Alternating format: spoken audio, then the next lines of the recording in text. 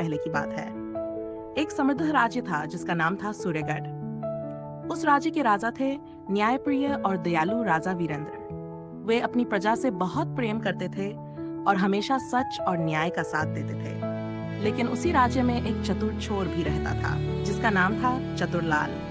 वह अमीर लोगों के घरों से चोरी करता और कभी पकड़ा नहीं जाता था। उसकी चालाकी के किस्से पूरे राज्य में मशहूर थे। एक दिन चतुरलाल ने सोचा, अगर मैं सच में सबसे बड़ा चोर हूँ तो मुझे महल से कुछ चुरा कर दिखाना चाहिए।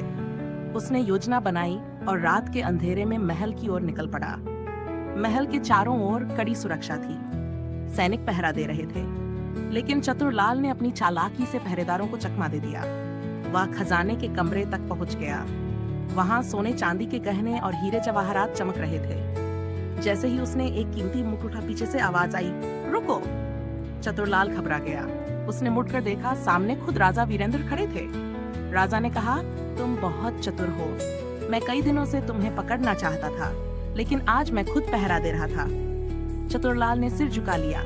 महाराज, मुझे क्षमा कर दीजिए। मैं गरीब हूँ, इसलिए चोरी करता हूँ। राजा ने शांत स्वर में पूछा, अगर मैं तुम्हें काम दूं तो क्या तुम चोरी छोड़ दोगे? चतुरलाल हैरान हो गया। उसने तुरंत कहा, हाँ महाराज, मैं मेहनत से काम करूंगा।